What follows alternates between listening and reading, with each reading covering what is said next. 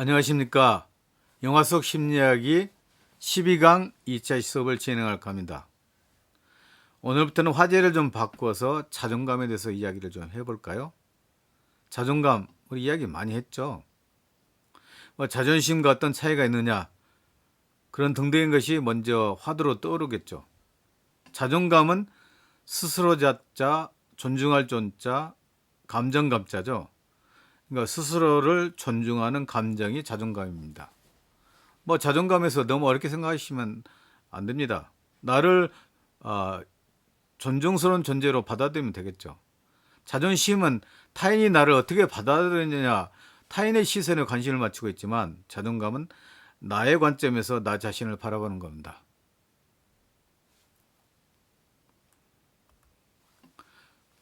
자, 자존감은 내가 나를 대하는 자세로 나를 사랑하는 정도입니다.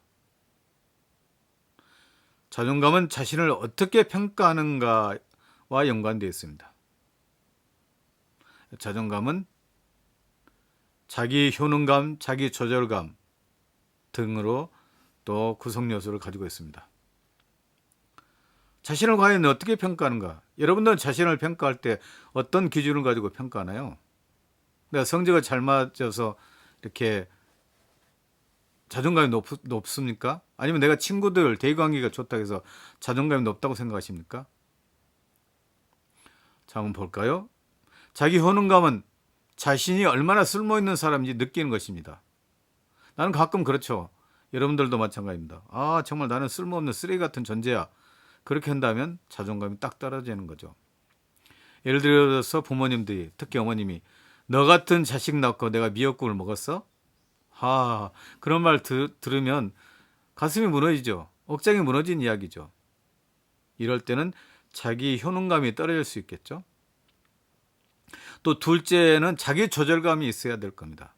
셀프 컨트롤을 잘하는 사람이 자존감이 높다고 생각하시면 됩니다. 자기 조절감으로 자기 마음대로 하고 싶은 본능을 이렇게 컨트롤할 수 있게 될 때 바로 자존감이 높다고 보시면 되겠습니다. 우리는 얼마나 감정이 휘둘립니까? 자기 마음대로 하고 싶은 본능이 가득 차 있죠.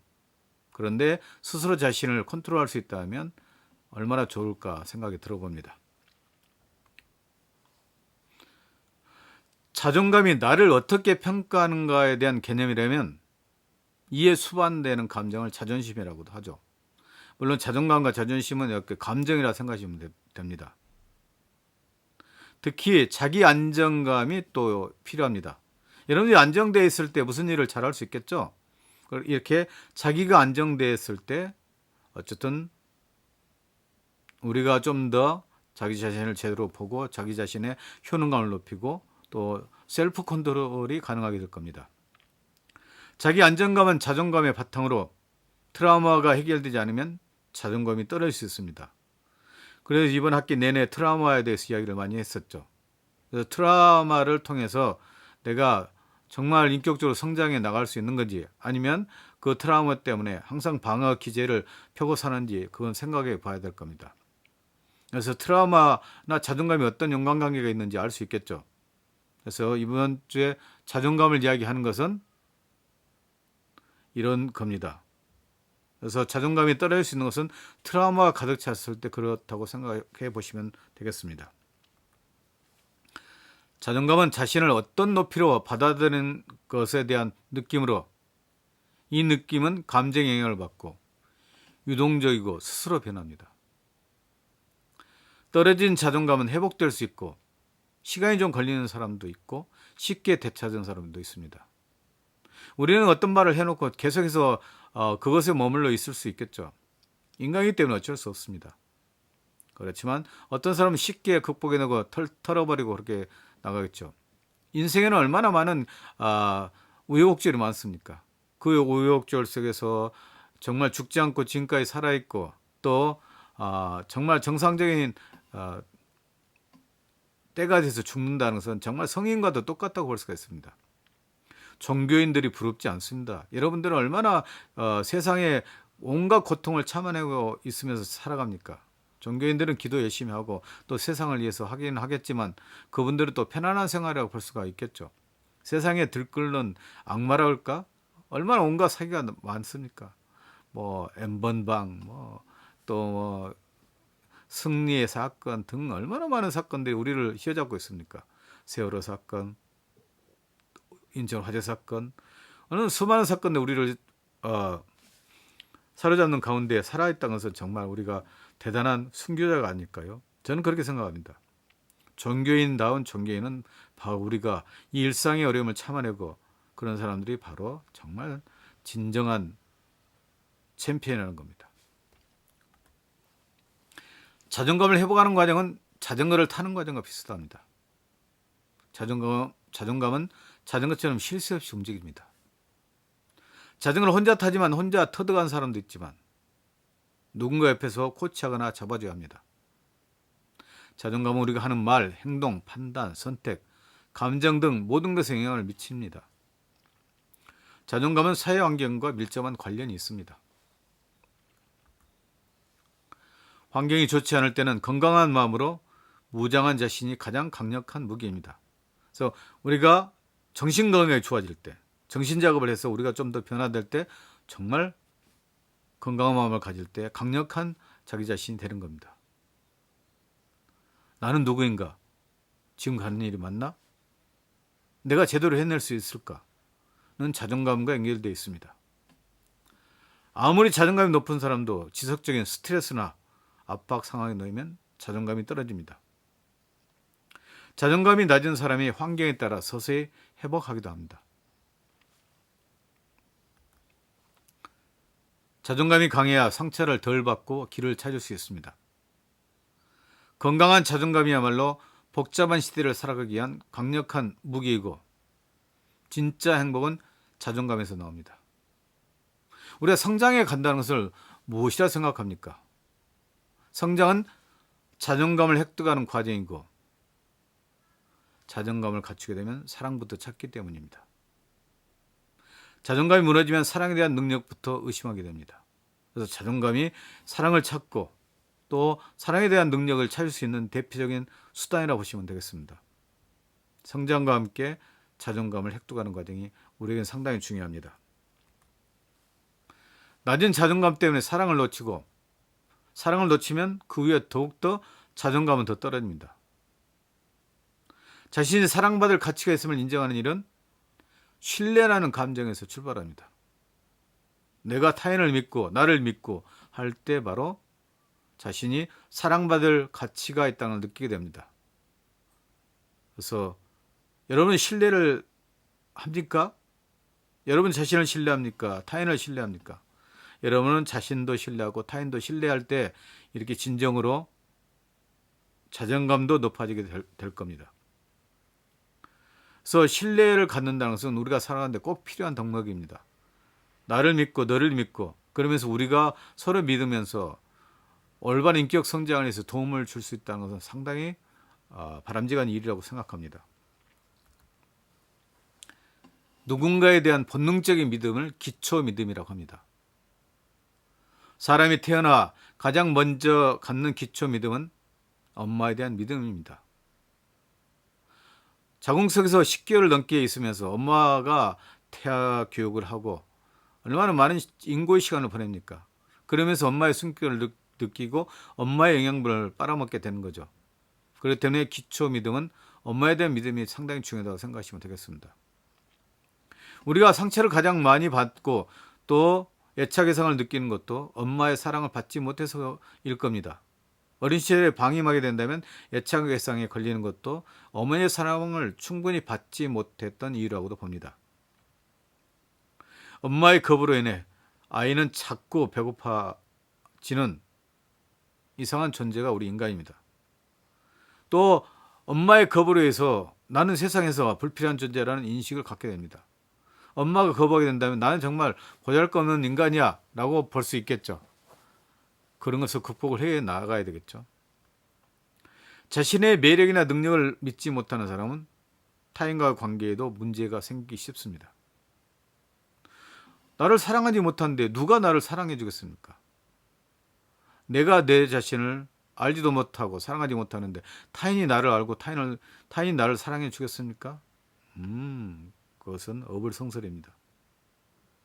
나를 사랑할 이유가 전혀 없는데 왜 나를 사랑한다고 할까 하고 의심을 합니다. 의처증이나 의부증으로 발전할 수 있는 것이 바로 나를 사랑하지 못하는 데 있을 겁니다. 그래서 나를 사랑한다는 것 상당히 중요한 것입니다.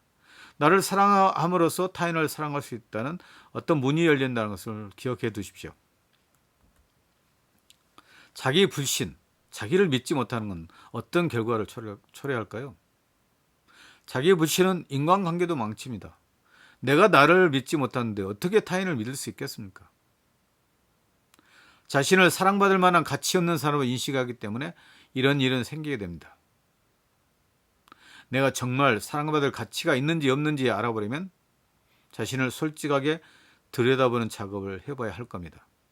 그렇기 때문에 우리가 초창기부터 트라우마를 보고 그 과거의 기억을 치유한다기보다는 또 그것을 알고 작업하는 정신 작업이 필요하다는 것이 이런 겁니다.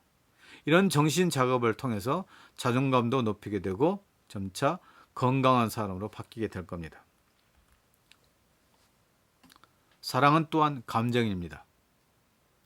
자신의 단점과 장점을 적어보는 것만으로도 자신에게 관심을 갖게 됩니다. 여러분들 여러분 자신에서 많이 알고 있습니까? 내가 누구인가? 충분히 안다고 보십니까?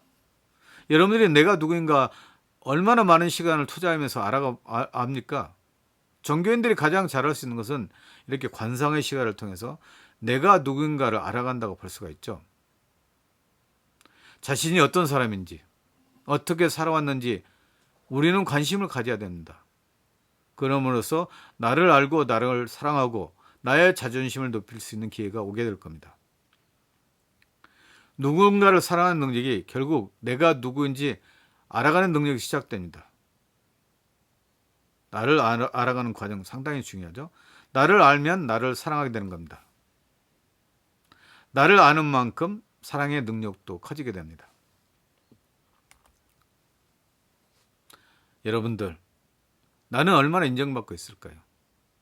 저도 대학 교수지만 교수들 사이에서 인정받는다는 건 쉽지가 않는다 봐요. 고작 인정받을 수 있는 것은 집에서 아내 외에는 인정받지 못할 때가 많죠. 아내도 그러죠. 정말 생활 능력도 없고 정말 부족한 게 너무 많다 할 때 사실은 그럴 때는 좀 슬프기도 하죠. 인정받는다는 게 얼마나 어렵습니까? 사회에서 인정받는다? 좋은 회사에 취직될 때 인정을 받을 수가 있고 내가 또 성적을 A+, A 깔 때 인정을 받을 수 있겠죠. 한 B씨로 깔게 된다면 인정을 해줄까요? 그건 그렇지 그 정도로 하겠죠.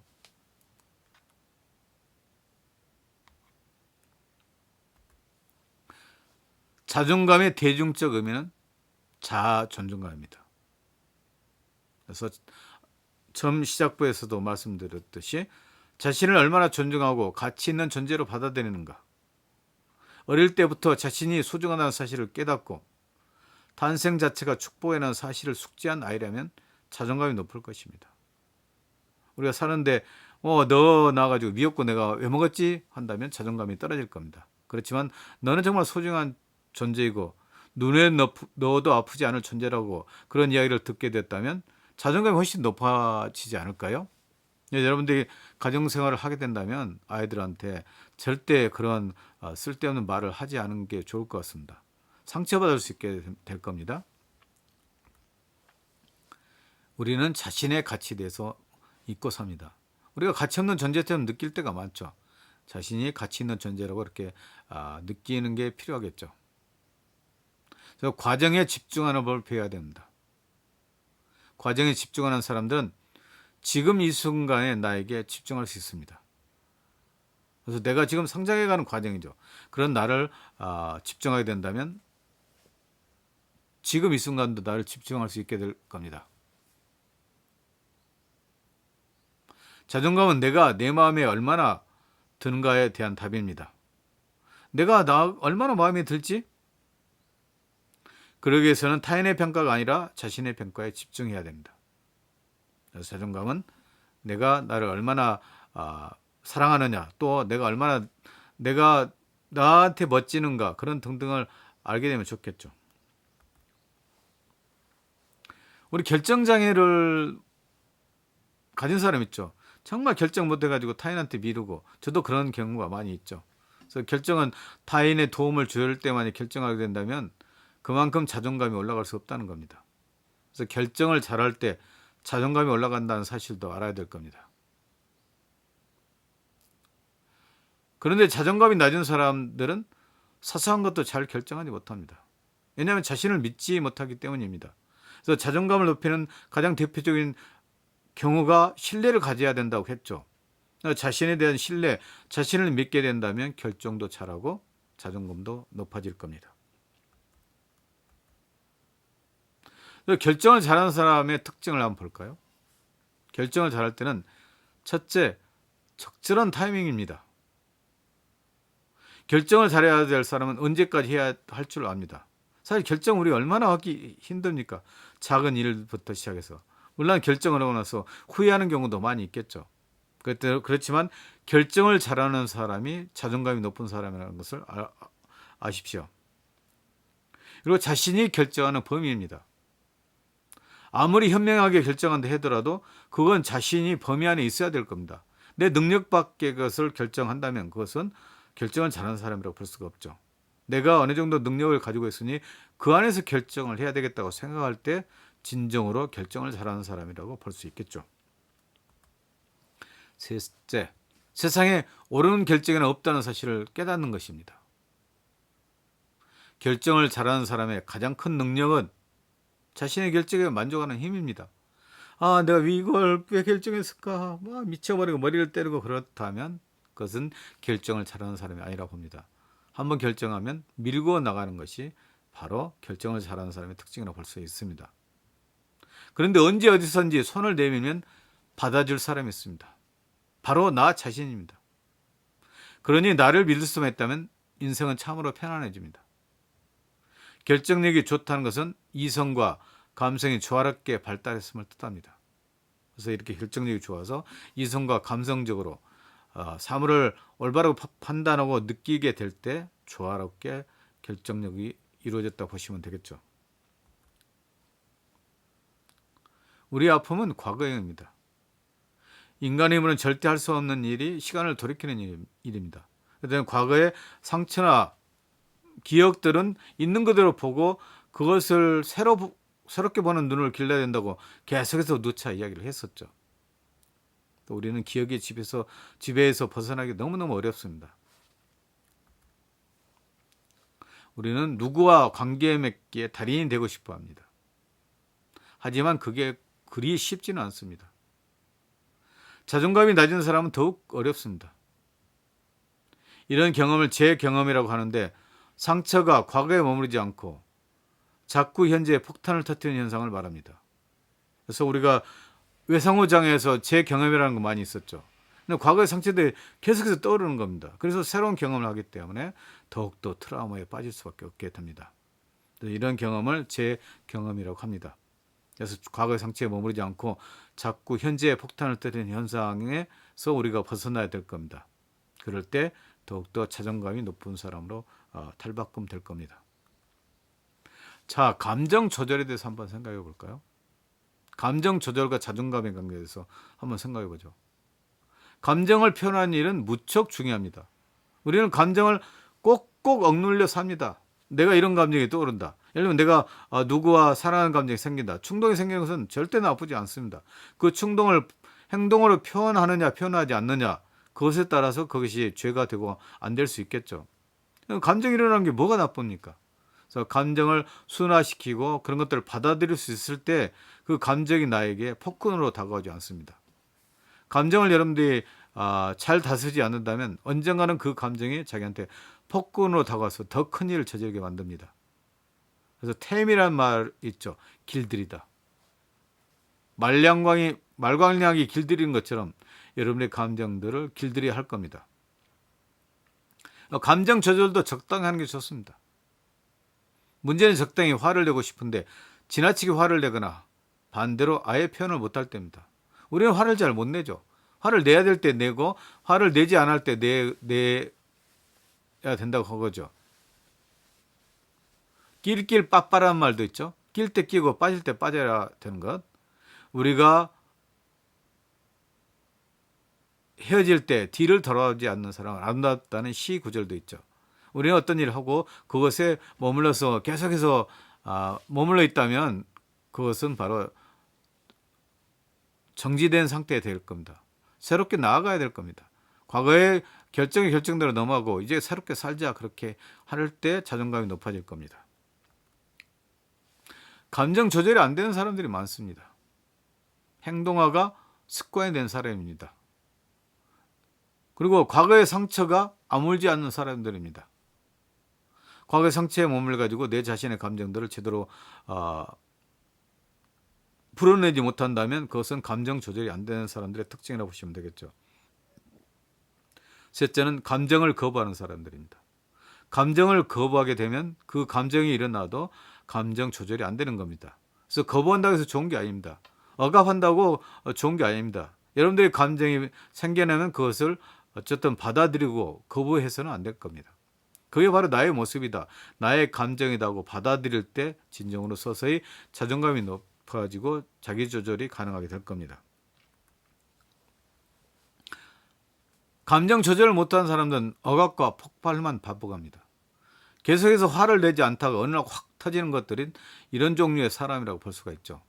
그래서 감정 조절을 할 줄 알아야 될 때 이 억압과 폭발에서 떠나게 됩니다.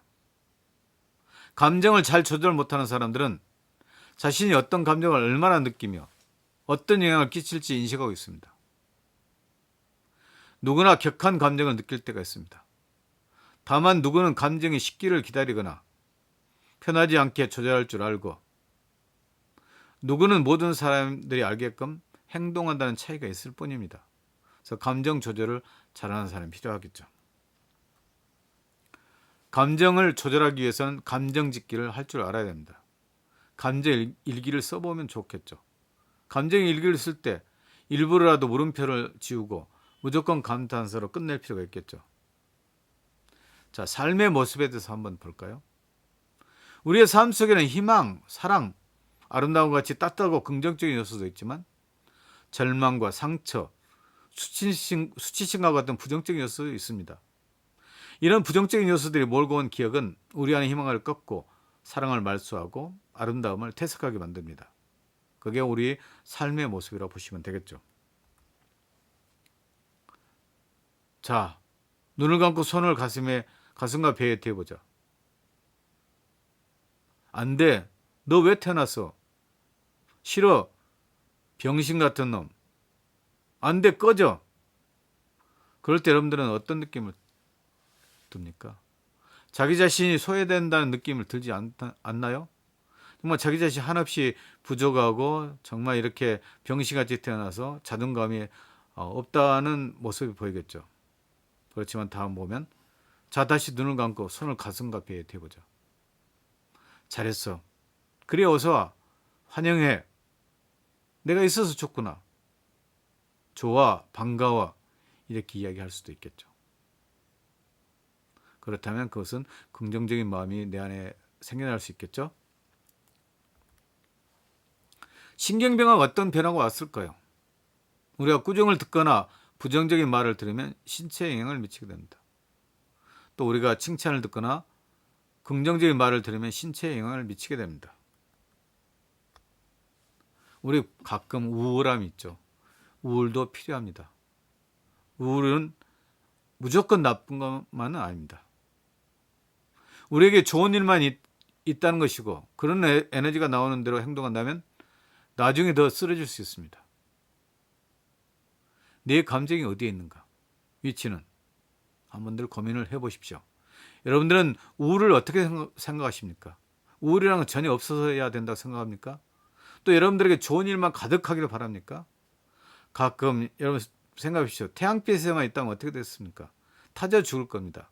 가끔 밤이 와서 달빛이 비치면서 이렇게 계절의 순환이 있어서 인간이 성숙해 가고 잠도 잘 수 있는 것처럼 이렇게 좋은 일과 나쁜 일이 교차될 때 우리에게는 좀 더 정상적인 인간으로 사는 거고 자존감이 높은 사람이 될 수 있을 겁니다. 그리고 절대 감정을 무시해서는 안 됩니다. 감정을 있는 그대로 받아들이는 습관들을 길러야 되겠죠. 감정을 표현하는 것도 역시 소중합니다. 그래서 오늘은 여기까지 이야기를 좀 하고 자존감에 대해서는 계속해서 또 이야기를 하겠습니다. 수고 많으셨습니다. 감사합니다.